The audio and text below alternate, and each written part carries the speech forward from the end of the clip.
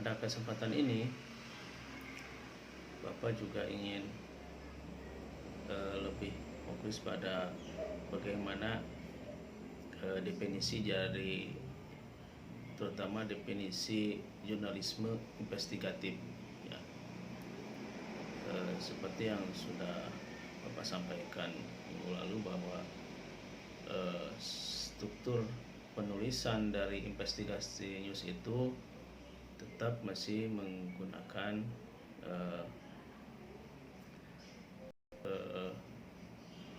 penulisan news depth ya, atau biasa dikenal dalam media itu feature. Jadi dalam penulisan investigasi news itu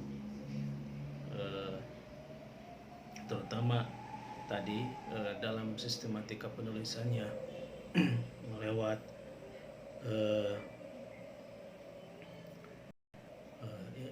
news in depth ya, atau kita mendalam. Nah itu penggunaan sistematika penulisannya memang bisa dikatakan tidak jauh berbeda lah ya.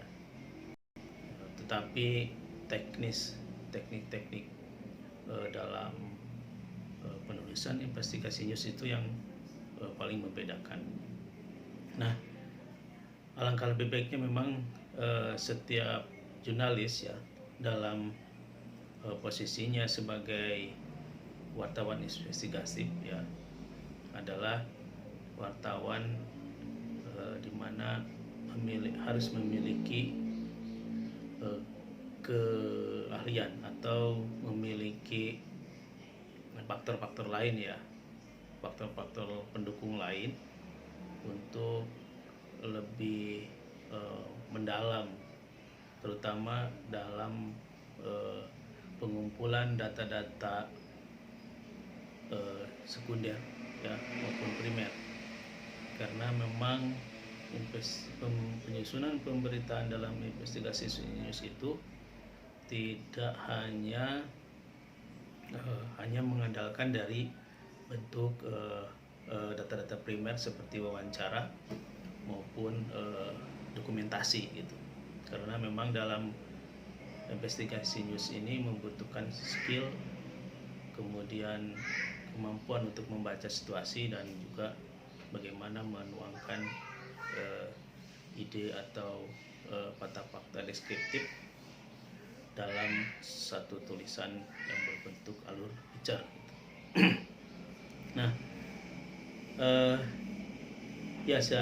memang tuntutannya bagi seorang atau bagi kebanyakan jurnalis harusnya memang atau berkewajiban juga sebagai wartawan atau jurnalis investigatif. Tetapi kenyataannya memang tidak demikian, karena memang sebagian besar wartawan itu hanya menjadi penyalur media penyalur ya berita-berita yang bisa dikatakan formal ya.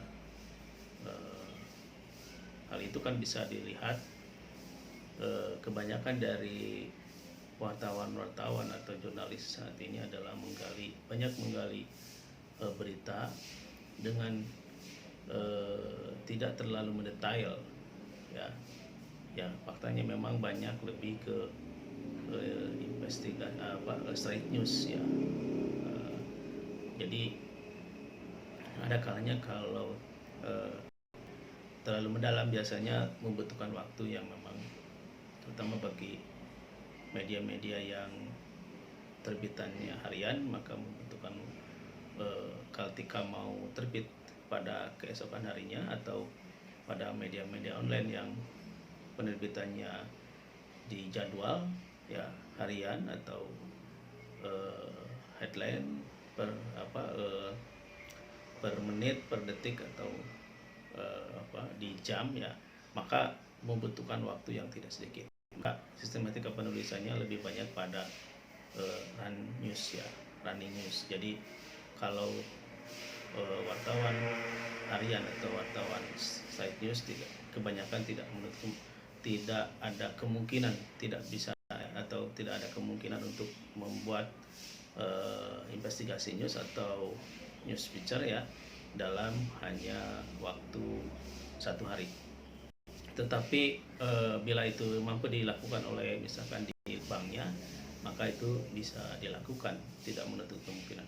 Nah, maka kebanyakan wartawan saat ini adalah banyak menggali, atau jurnalis pada saat ini adalah banyak menggali dari materi-materi tadi yang sifatnya headline ya, atau hot news ya, yang bisa dikatakan masyarakat sangat menantikan, atau banyak yang site-nya dikunjungi oleh pembaca yang bisa memberikan informasi secara cepat gitu ya. Ini maka forum-forum atau penggalian data-data fakta-fakta untuk saat ini kebanyakan yang terutama jurnalis reguler adalah bisa menghadiri jumpa pers ya, menteri-menteri ya, menghadiri rapat-rapat Dewan Perwakilan Rakyat baik pusat maupun daerah, itu mencatat atau merekam pertemuan lalu menulis beritanya. Jadi memang kebanyakan saat ini terutama wartawan-wartawan yang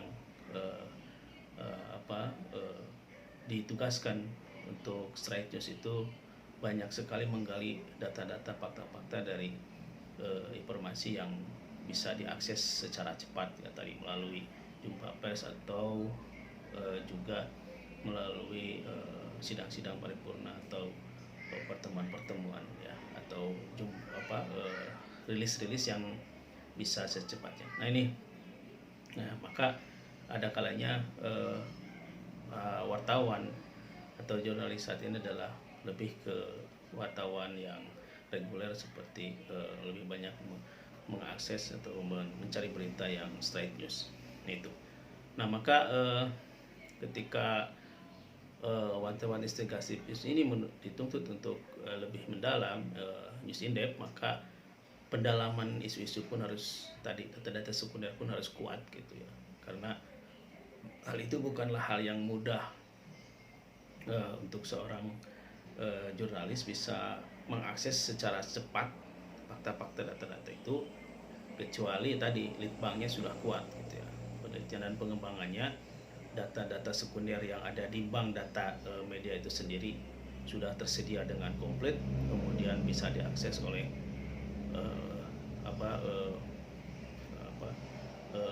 karyawan-karyawannya, maka itu bisa secepatnya bisa dibuat berita-berita news in depth dalam waktu yang 1 hari atau 2 hari.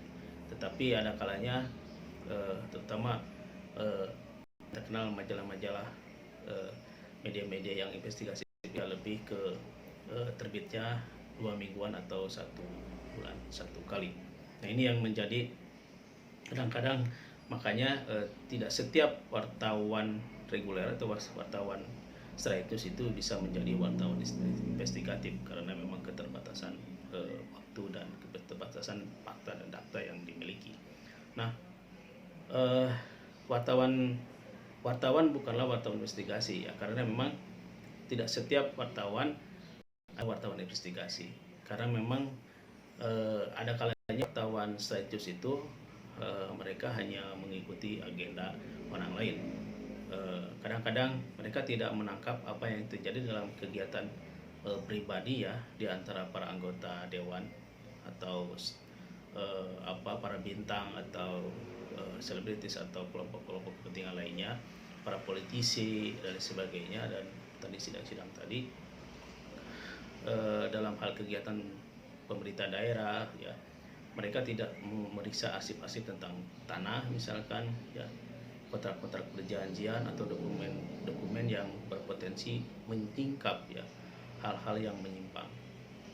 Jadi dalam waktu hanya 1 hari tidak menuntut tidak ada waktu atau tidak bisa ya diakses dalam waktu cepat, sehingga wartawan-wartawan reguler atau wartawan kebanyakan wartawan adalah saat ini adalah hanya bisa menggambarkan fakta data yang sesuai dengan minimal atau maksimal di 5W+1H. Jadi untuk mengakses data-data sekunder yang cukup mendalam, maka dibutuhkan karena data-data itu kan ada yang berbentuk kotak-kotak perjanjian, dokumen-dokumen ya, atau undang-undang, bahkan atau analisis undang-undang, bahkan sampai harus ke wawancaranya juga kan, itu membutuhkan waktu yang eh, tidak bisa 1 hari atau 2 hari. Nah, maka para jurnalis itu lebih banyak saat ini adalah berposisi sebagai penulis atau pencatat saja ya, pencatat saja, atau tadi karena data-datanya minimal ada di 5W+1H dalam satu pertemuan wawancara dengan narasumber dalam satu kesempatan ya, bukan 1 hari, dalam satu kesempatan, karena memang jumpres itu atau wawancara itu kan paling lama setengah jam, paling lama itu pun ya paling antara 10 sampai 15 menit ya. Saya pikir itu juga sudah terlalu lama karena kesibukan para pejabat biasanya juga dibatasi waktunya untuk memberikan pernyataan atau menyampaikan informasi, baik itu oleh yang bersangkutan atau oleh humasnya. Nah ini maka lebih banyak sebagai pencatat saja gitu ya para jurnalis saat ini daripada sebagai wartawan yang penuh rangsangan ingin tahu atau skeptis ya. Kalanya kan tidak semua bisa ke sana, tetapi memang dari hasil wawancara awal itu biasanya bisa sebagai bahan untuk mengumpulkan fakta-fakta sebagai permulaan untuk dilakukan hal-hal yang berkaitan dengan investigasi news. Dan itu biasanya ada penugasan dari redakturnya atau pimpinan perusahaan persnya untuk menggali satu tema terdahulu atau ada tema-tema yang sudah disiapkan kemudian disandingkan dengan tema yang ada untuk dimintai keterangan dari pejabat atau pihak yang diwawancarai. Nah, jadi sangat tepat ya jika menginginkan agar semua wartawan atau jurnalis adalah sebagai jurnalis investigatif. Jadi sudah tentu memang sangat sulit atau tidak bisa semudah apa yang diharapkan ya. Jika semua jurnalis adalah jurnalis investigatif, siapa yang akan memberitakan apakah harga misalkan harga tertentu dari misalkan harga bahan bakar minyak naik atau tidak, siapa yang akan menulis feature-nya ya tentang misalkan bagaimana penanganan COVID-19 saat ini hingga mendetail, itu kan memang cukup membutuhkan waktu karena ya artinya kan wartawan juga dibagi, siapa yang harus fokus ke straight news-nya, siapa yang ke news in depth-nya, biar ada fokus gitu ya.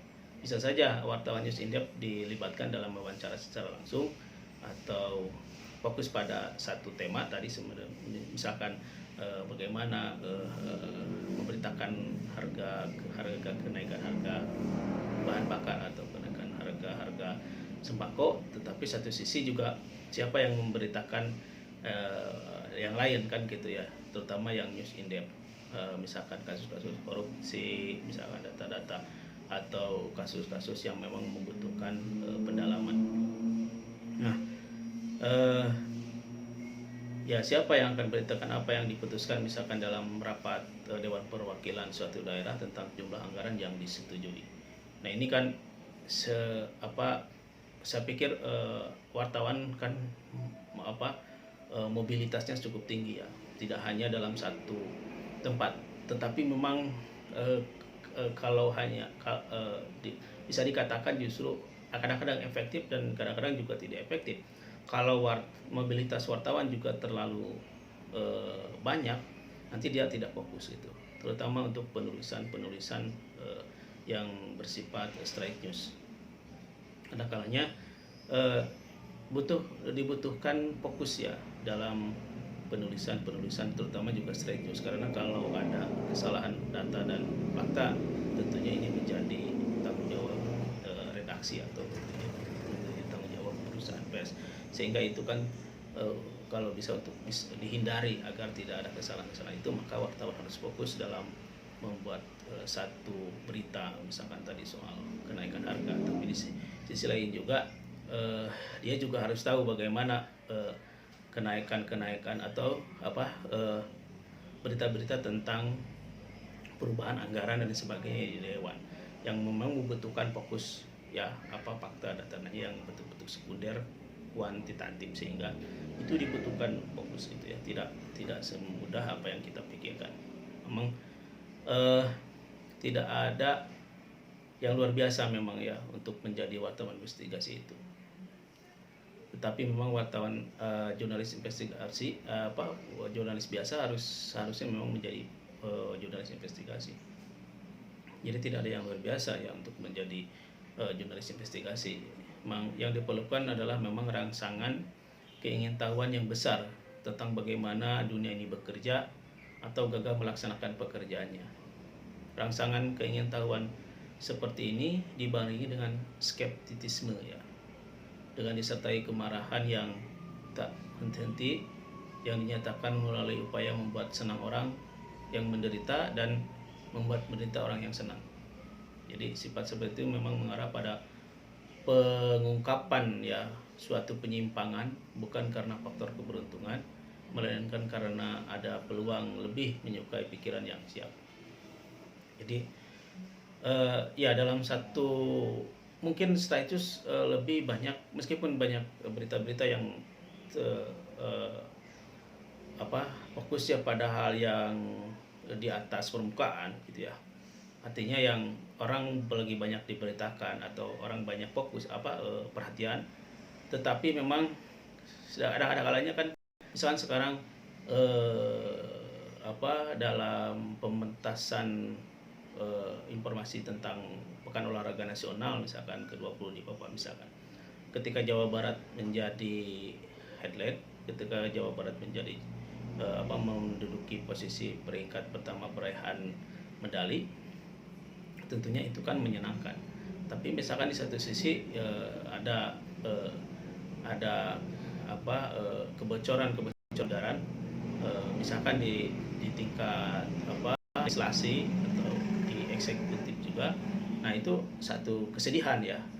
Ya satu sisi kan kebahagiaan menginformasikan tentang raihan prestasi, tapi di satu sisi juga memberitakan atau menginformasikan kemunduran atau tadi ya kesedihan ya, atau kekecewaan gitu karena sikap-sikap tadi skeptis atau sikap-sikap yang kurang menyenangkan di masyarakat. Tapi itu memang faktanya harus seperti itu. Nah makanya straight news lebih banyak pada posisi tadi di atas permukaan atau yang lebih lebih menyenangkan gitu ya, berita-berita yang kadang-kadang juga berprestasi, tapi di straight news news in depth-nya maka lebih banyak di reportingnya banyak di tadi skeptisisme atau kelemahan atau kekecewaan. Nah ini yang itu tidak bisa dipungkiri ya, dua hal itu menjadi praktek dalam jurnalistik ya. Itu dua hal yang memang tidak lepas dari sikap itu.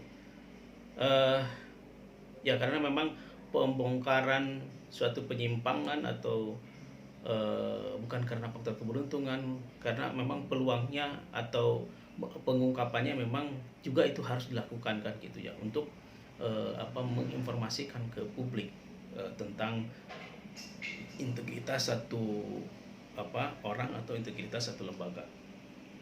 Nah ini makanya tidak ada yang namanya jurnalis malas ya yang beruntung.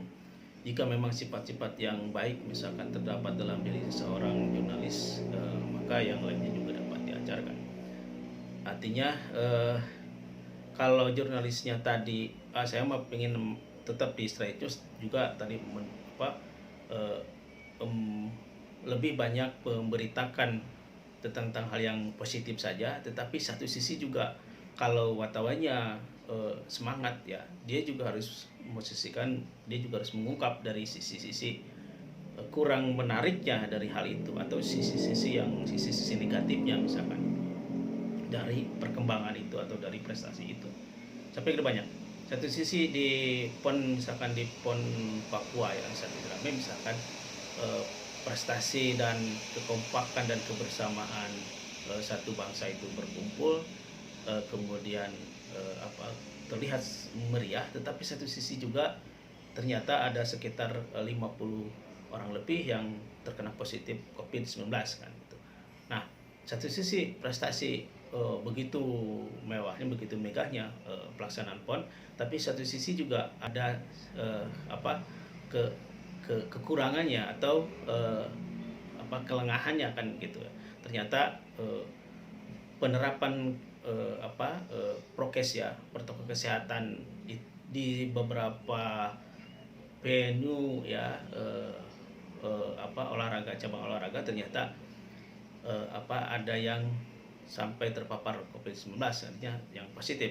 Nah itu yaitu tentunya hal-hal yang harus juga diungkap kan gitu. Akhirnya kan bisa terungkap ke publik, dan memang diketahui bahwa ada sekitar 53 ya kalau nggak salah itu terpapar positif, dan mereka harus dikarantina atau diisolasi terlebih dahulu karena bisa saja bisa menular ke yang lain. Nah, begitupun ketika ini juga hal yang sangat memang tengah menjadi perhatian berbagai terutama pemerintah ya, untuk penanganan pandemi, sehingga yang pulang dari Papua pun kan nanti harus dikarantina di tempat daerahnya masing-masing ya. Kalau dulu menurut peraturan misalkan 14 hari. Nah itu juga menjadi kekhawatiran kan ketika PON ke-20 ini di Papua ini sukses, tapi satu sisi juga tadi ada akses yang negatif, akses yang memang kurang begitu enak untuk didengar ya itu. Jadi itu bagaimana satu peristiwa, satu berita itu bisa dari sudut pandang positif, dia juga dari sisi pandang negatif. Artinya bukan untuk menggali hal-hal yang negatifnya ya, atau mencari kesalahan, tetapi memang fakta gitu. Yang harus kita ungkap adalah, yang harus kita munculkan adalah fakta sesungguhnya dari satu kejadian itu, atau dari satu kelebihan atau satu prestasi itu. Tentunya ada hal-hal yang negatif yang justru itu menjadi tadi bahan-bahan untuk menjadi bahan news in depth ya, atau investigasi news, sehingga harus diinvestigasi itu. Misalkan tadi kalau kejadian penyebaran COVID-19 itu dari mana asalnya, siapa yang membawanya, kenapa, kan semua sudah di tes swab ya, swab test ya, semua sudah di tes PCR ya, sudah dianggap aman gitu ya, sudah divaksin, bahkan semua wajib, dan itu protokolnya begitu. Tetapi ketika di tempat atau di lokasi kegiatan, ternyata hal itu malah menjadi masalah, sehingga ada penyebaran, sehingga ada celah-celah yang ternyata juga penyebaran itu terjadi, dan ini menjadi hal yang kurang begitu baik ya, karena saat ini di tengah pandemi tentunya kita menghindari hal-hal yang terjadi seperti tadi. Ini jadi seorang wartawan jurnalis investigatif seharusnya, atau bahkan seorang wartawan biasa pun atau jurnalis biasa pun harus memiliki pemikiran seperti itu ya, interest sosial interestnya kita. Jadi harus ada dari sisi berita apapun ya yang bisa diungkap. Nah ini yang saya maksud adalah sebagai bahan-bahan untuk investigasi news ya. Ya makanya definisi untuk jurnalisme investigatif ini adalah seperti disampaikan oleh Steve Winberg ya. Kata Steve Winberg itu adalah dia maka mendefinisikan jurnalisme investigatif itu adalah sebagai reportase investigatif ya, sebagai news in depth investigatif. karena memang reportase melalui inisiatif sendiri dan hasil kerja pribadi. Ya. Yang penting bagi pembaca, pemirsa atau pemerhati atau peneliti atau pihak-pihak yang ingin membaca dari news tadi ya. Jadi menurut Stephen itu adalah tadi reportase melalui inisiatif sendiri dan hasil kerja pribadi. Maka tentunya bahan informasi yang penting bagi pembaca, pemeriksa, dan pemerhati. Dalam banyak hal subjek yang diberitakan menginginkan bahwa perkara yang berada dalam penyelidikan itu tetap tidak tersingkap.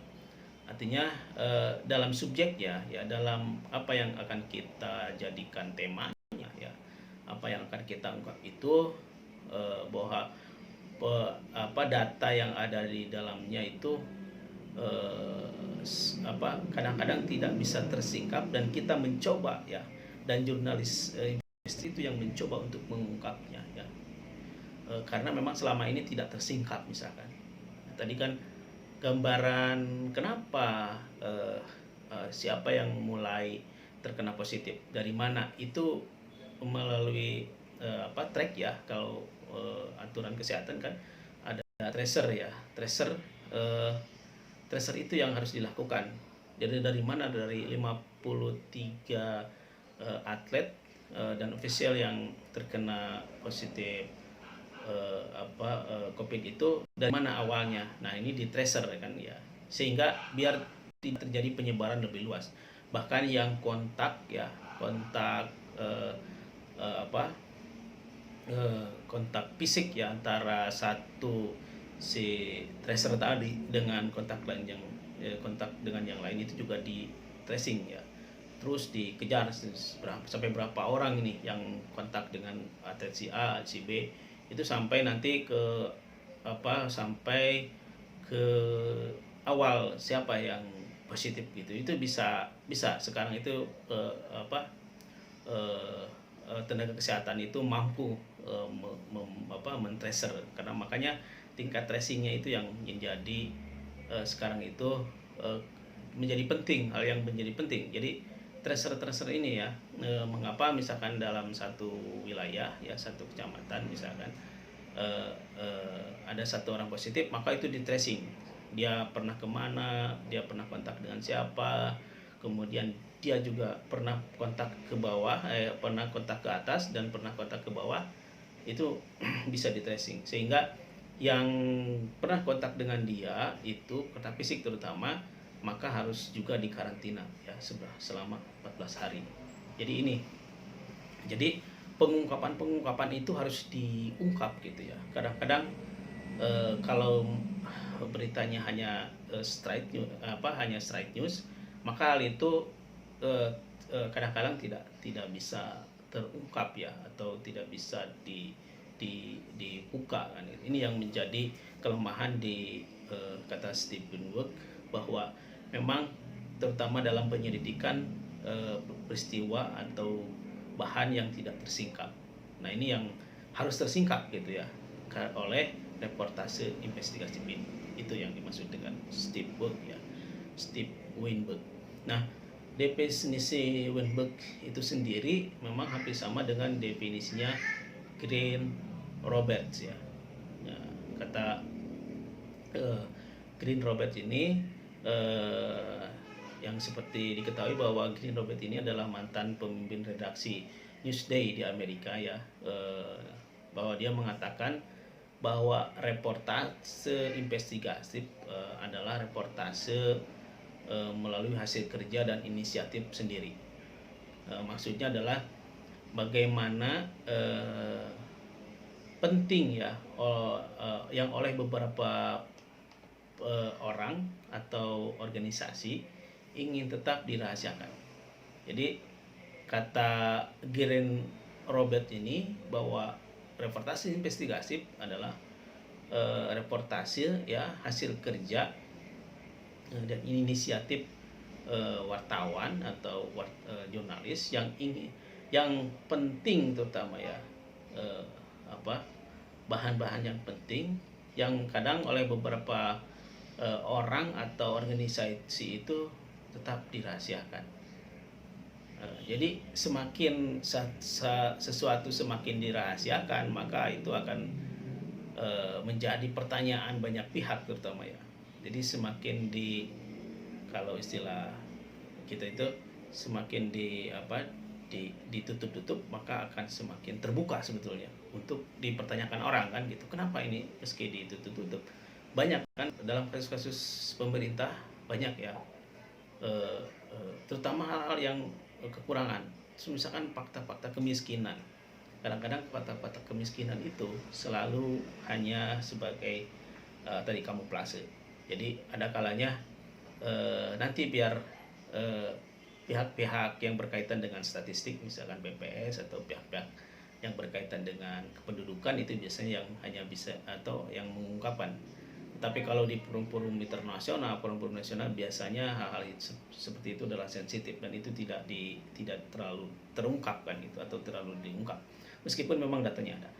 Nah itu semakin ditutup-tutupi maka orang semakin ingin tahu, semakin dirahasiakan maka orang ingin semakin ingin mengungkapnya kan gitu. Ini insting seorang jurnalis investigatif itu.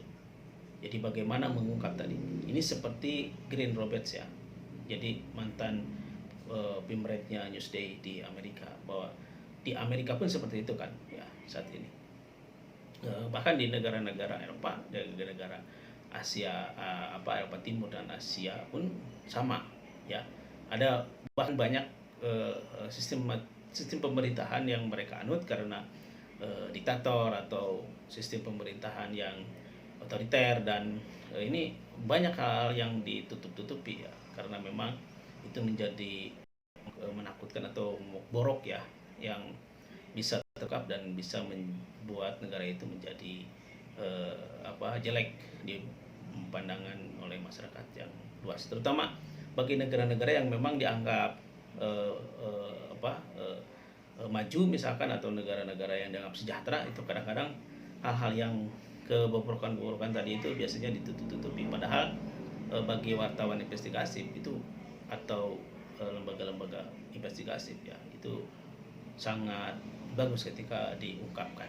Nah, itu ya ya banyak kan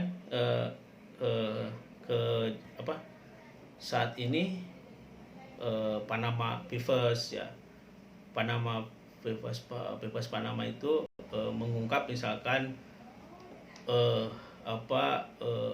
hasil-hasil investigasi ya, hasil-hasil investigasi kebobrokan beberapa negara di dunia yang dianggap ditutup-tutupi ya, atau terutama kasus-kasus koruptif misalkan ya, kasus-kasus korupsi, kasus-kasus yang berkaitan dengan kepentingan negara, satu negara dengan negara lain, itu ada di dalam Panama Papers misalkan gitu. Sekarang yang baru-baru ini dirilis ya oleh beberapa NGO di dunia ya yang mengkritisi tentang pemerintahan. Nah ini itu ada kalanya dianggap oleh kita tidak terlalu penting, padahal itu sangat penting sekali. Nah jadi kata Green Roberts begitu ya. Jadi semakin itu jurnalis secara pribadi ya maupun organisasi yang ingin atau perusahaan pers yang ingin tetap atau bahan-bahan yang ingin isu-isu yang dirahasiakan itu selalu dirahasiakan, dan wartawan investigatif itu harus mengejarnya. Jadi kata Green Roberts ini ada 3 unsur ya dasar bahwa investigasi itu merupakan kerja jurnalis ya, bukan laporan investigasi. Jadi masih dalam kerjanya jurnalis ya,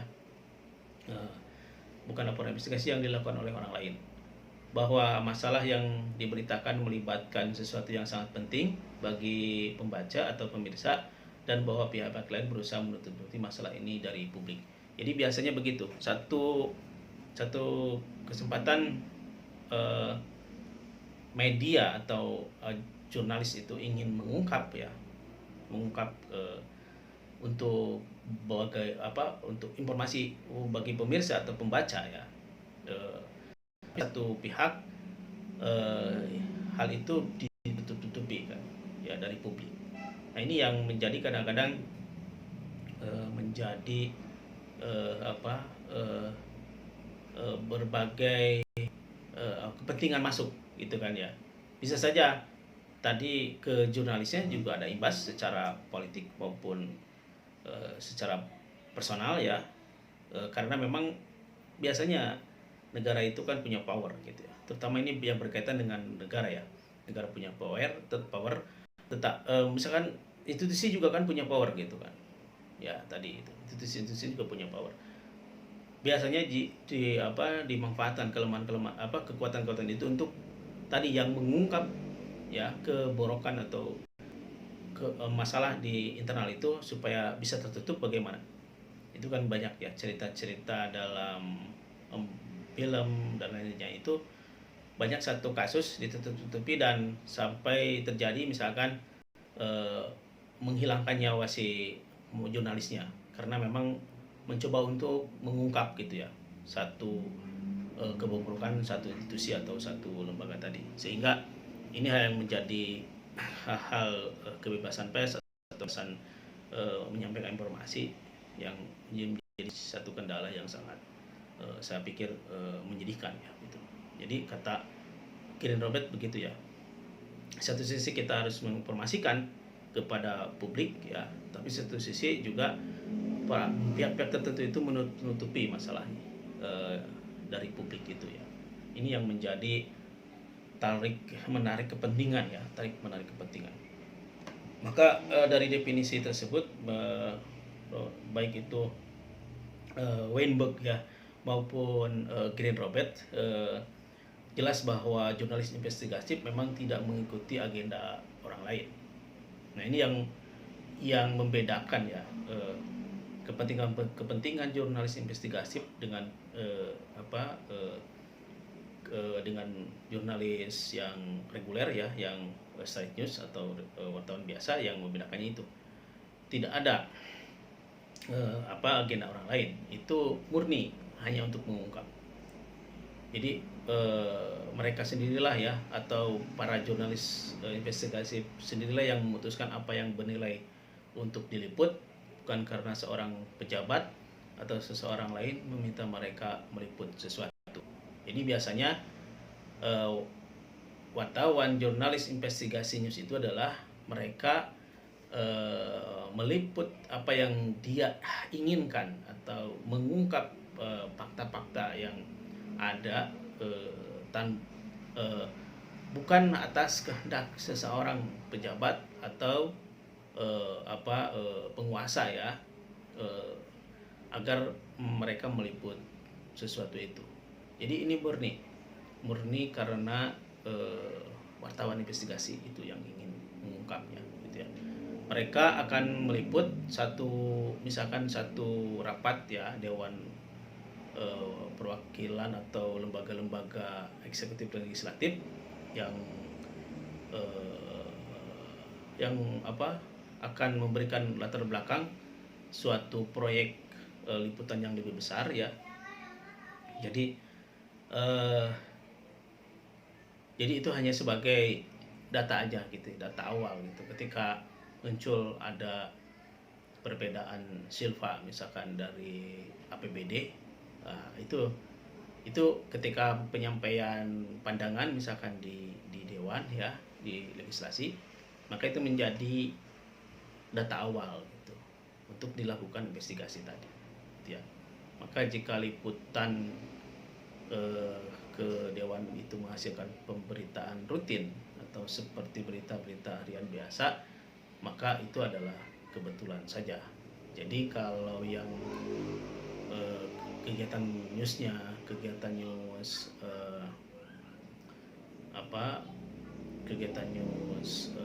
tadi straight news, maka itu dianggap sebagai berita biasa ya, seremonialnya gitu ya.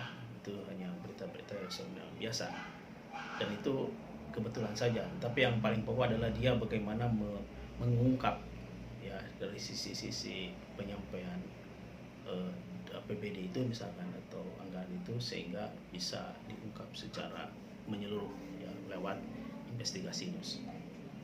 Nah, dulu di Amerika misalkan ada misalkan kasus-kasus antara terutama the Pentagon Papers ya. Dulu ada kasus di Amerika Serikat, kasus berita The Pentagon Papers ya. Kalau di Indonesia sangat banyak sekali ya kasus-kasus yang dilakukan investigasi news ya. Jadi dalam kasus-kasus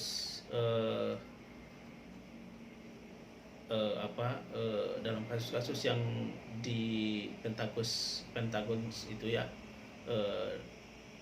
itu hampir ya. Jadi gini, The Pentagon Papers itu terutama dimuat oleh harian New York Times ya, dulu itu The New York Times ya.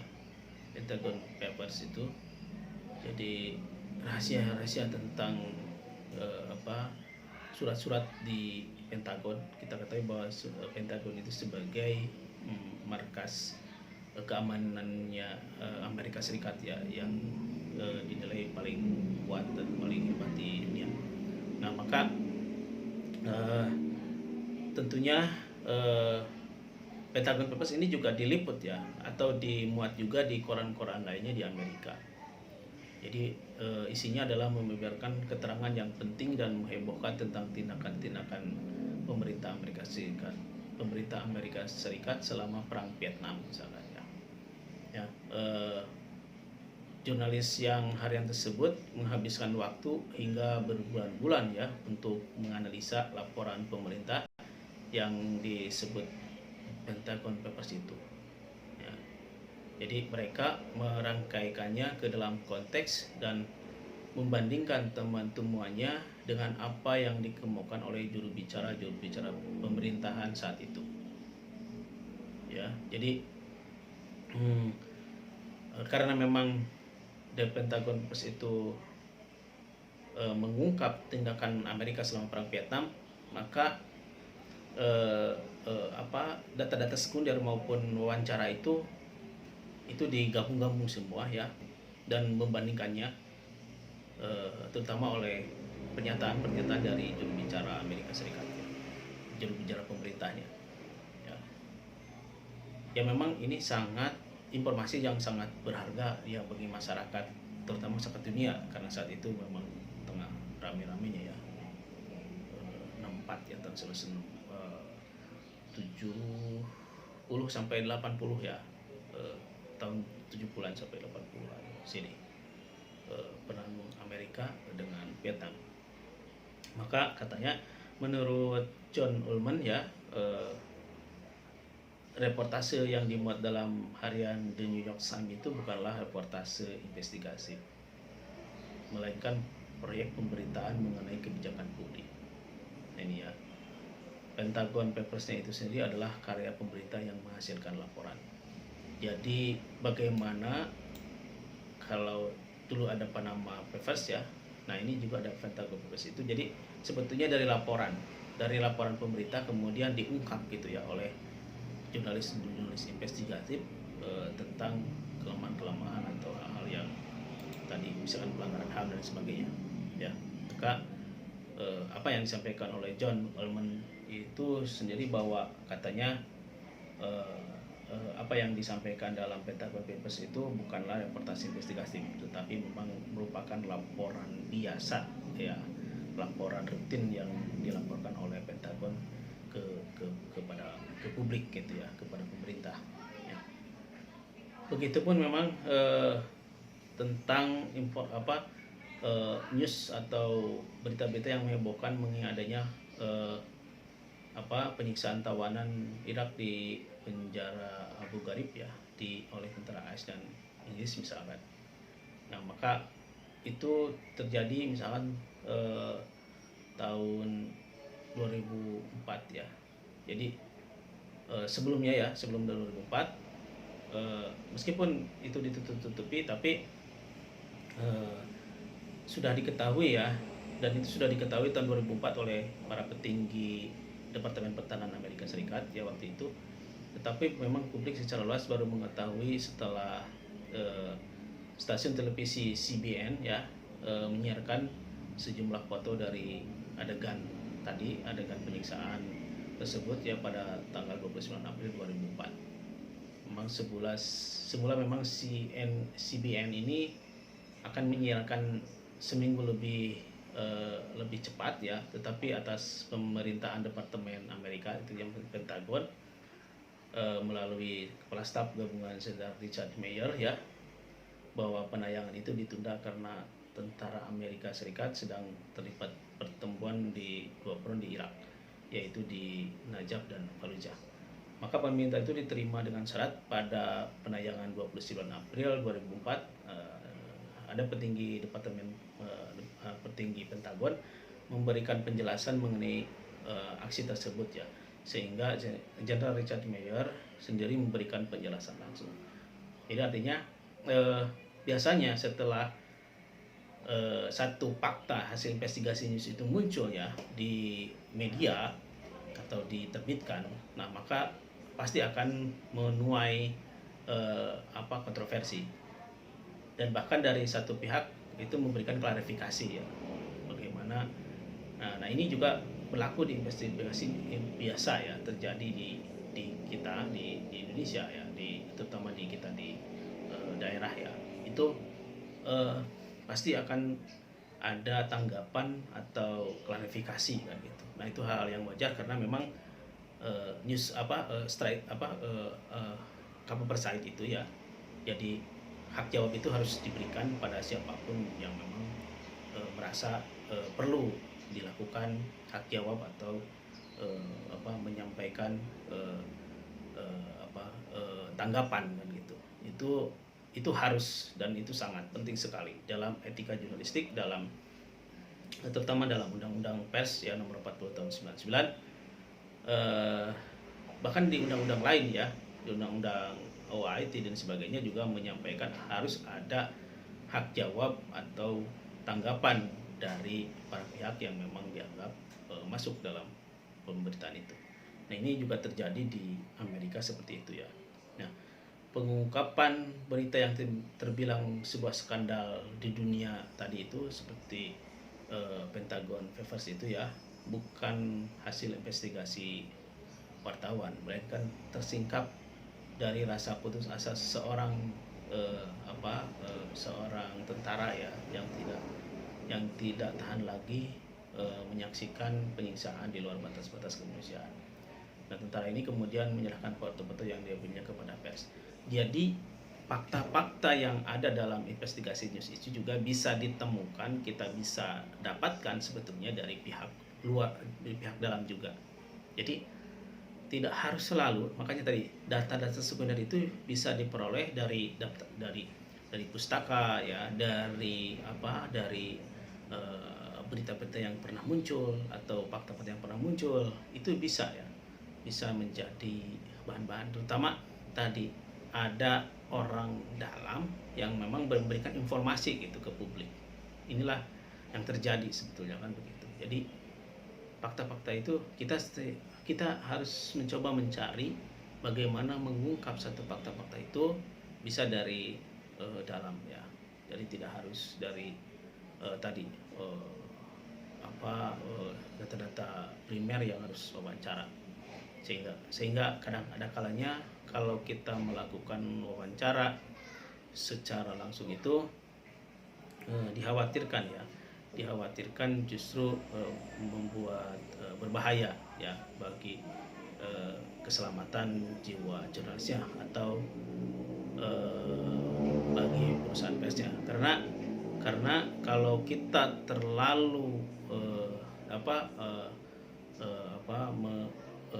tidak mempertimbangkan ya, tidak mempertimbangkan imbas ya, itu saya pikir jangan bunuh diri lah gitu tapi mencoba untuk menghindari hal seperti itu. Nah jadi tadi kejadian Pentagon Papers itu juga sebetulnya bisa diungkap, bukan karena kalau pejabat-pejabatnya pasti tentu menutup-tutupi, tetapi memang ada serdadu atau tentara Amerika yang memang mengungkapkan foto-foto itu ke publik ya itu. Jadi unsur pemberitaan ya, inisiatif unsur pemberitaan itu oleh dari jurnalis itu sendiri ya, tidak ada dalam pemberitaan tersebut ya. Bukti-bukti rekaman memang ditayangkan, tetapi bukti-bukti tersebut adalah hasil kerja orang lain. Nah, jadi bagaimana seorang jurnalis investigatif atau cara menginvestigasi satu masalah itu ternyata bisa juga justru orang lain yang melakukannya. Kita hanya memaparkan dan mendeskripsikan saja dalam bentuk tulisan feature atau dalam tulisan news in depth ya. Itu yang bisa dilakukan gitu. Kita tidak harus selalu terpaku pada data-data yang tadi, harus data-data primer ya, data-data yang ada kalanya membuat kita juga berbahaya gitu untuk melakukannya kan gitu. Hindarilah gitu itu. Jadi unsur lainnya menurut definisi John Ullman itu ya, dan definisi menurut Kieran Roberts itu memang yang membedakan ya antara jurnalis investigatif dengan jurnalis biasa itu adalah tadi adanya kerahasiaan dalam berita yang akan diliput dan adanya pengelakan terhadap wartawan yang akan meliput ya. Jadi itu definisi ya. Jadi menurut kebanyakan jurnalis itu adalah jika pejabat yang berwenang tidak menyembunyikan informasi ya, maka berita yang diliput bukanlah berita hasil investigasi. Jadi ketika faktanya sudah muncul dari pejabat yang berkaitan, maka memang itu bukan masuk pada berita investigasi ya, bukan investigasi news, tapi memang itu hanya fakta-fakta saja muncul gitu ya. Jika memang seorang jurnalis memutuskan untuk memeriksa misalkan penyaluran kredit dari bank-bank di satu daerah dengan tekanan apakah ada perlakuan diskriminatif ya terhadap pengusaha-pengusaha kecil mungkin. Nah, ini mungkin saja tidak akan ada bank di daerah tersebut yang menyembunyikan informasi gitu. Karena ya bahkan memang ternyata ada beberapa bank yang dengan senang hati memberikan kerjasama mereka ya ke UKM misalkan. Meskipun demikian memang berita yang ditulis dengan cara itu masih bisa disebut sebagai berita hasil investigasi karena sang jurnalis sendiri yang mengambil inisiatif ya, sang reporter sendiri yang mengambil inisiatif untuk menghimpun informasinya dari dokumen-dokumen tadi yang sekunder tadi, dari narasumber yang diwawancarai berupa data primer yang hasilnya memberikan informasi ya kepada pembaca tentang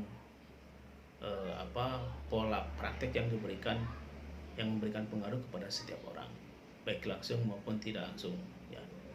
Nah, ini terutama tentang tadi kasus-kasus atau fakta-fakta tentang pemohon kredit ya. Kadang-kadang kan ditutup-tutupi, tapi memang karena memang sudah terbuka ya itu, sehingga bisa saja data-datanya tadi itu jadi data-data sekunder yang sudah ada bisa disusun menjadi informasi ya yang bagi pembaca. Nah, dalam sejarah pers di Indonesia ya, terutama dulu ada Harian Indonesia Raya ya yang dipimpin oleh Mokhtar Lubis, dianggap koran pertama ya di Indonesia yang melakukan reportase investigasi. Jadi tadi Harian Indonesia Raya ya yang dipimpin oleh Mokhtar Lubis ya menerbitkan koran pertama yang melakukan reportase investigasi ketika koran ini membongkar adanya apa yang disebut dengan Hospitality Committee ya. Hospitality Committee yang diselenggarakan pada konferensi Asia Afrika April 1955 di Bandung. Ya. Pada waktu itu media Harian Indonesia Raya ini mengungkap tentang adanya komite menyediakan perempuan penghibur untuk para peserta konferensi. Nah, ini setelah pemberitaan tersebut tayang ya di Harian Indonesia Raya itu, muncullah pro kontra menyangkut kehormatan penyelenggara konferensi. Jadi cukup unik ya ketika itu, padahal kan mungkin semua media menyoroti tentang kesuksesan Indonesia sebagai penyelenggara pertama ya negara-negara non-blok di konferensi Asia Afrika ya di Bandung itu tahun 1955. Bagaimana kehebatan presiden pertama kita dan saat itu ya dan jajarannya menyelenggarakan KA. Tetapi dari satu sisi ada media Indonesia Raya ini justru mengungkap kasus-kasus yang tadi penyediaan wanita-wanita penghibur ya bagi delegasi di KA. Yaitu juga kan akhirnya merusak citra KA sendiri ya, meskipun akhirnya kan kita sedikit informasi sejarah ya tentang itu karena itu yang dianggap negatifnya. Nah, ini dari sebuah ceramah ya wartawan senior misalkan seperti Djafar Assegaf ya yang sampai saat ini juga dia memimpin satu harian besar di Indonesia ya. Katanya kata Djafar Assegaf ini bahwa waktu itu ya, karena dia juga pernah menjadi wakil pemimpin redaksi Abadi ya dan bekerja di harian yang sama, di Harian Indonesia Raya itu, akhirnya kedua terbitan ini atau kedua koran ini akhirnya dibredel ya. Kedua surat kabar ini dibredel oleh pemerintahan Soeharto maupun pemerintahan Soekarno maupun Soeharto saat itu kan itu. Jadi ini yang terjadi ketika satu berita yang harusnya positif malah jadi negatif, akhirnya kan medianya yang dibredel karena saat itu memang dianggap ada undang-undang darurat kan ya. Jadi undang-undang penerapan sistem demokrasi terpimpin itu seperti itu ya. Jadi sisi negatifnya ya. Jadi membredel dua perusahaan koran waktu itu yang mengkritisi ya, yang melakukan investigasi tentang perempuan penghibur di KA, sehingga itu dianggap mencoreng negara kan itu ya, dicoreng penyelenggara Indonesia, akhirnya dibentuk oleh saat itu. Nah, Kian Roberts ya ketika masih menjadi pemimpin redaksi di harian Courier Philadelphia ya di Amerika Serikat juga menunjukkan kepada staf redaksinya bahwa dia sebagai penganut definisi wartawan investigasi news yang luas ya. Jadi menurut Roberts jurnalisme investigatif lah bukanlah semata-mata untuk menjebak ya, menjebak politisi, menjebak praktisi atau menjebak bisnis ya dalam keadaan yang sangat memalukan ya, atau memfokuskan perhatian pada hanya sebuah kepenyudutan ya. Tidak ada niatan ya atau menjebak atau menurunkan harkat derajat negara atau merendahkan gitu ya, atau mengungkap aib gitu kan. Tetapi memang perhatian jurnalisme investigatif adalah menggali ke bawah permukaan sampai ke grassroots, sampai ke akar-akarnya ya, sehingga dapat membantu ya para pembaca memahami apa yang sedang terjadi di dunia yang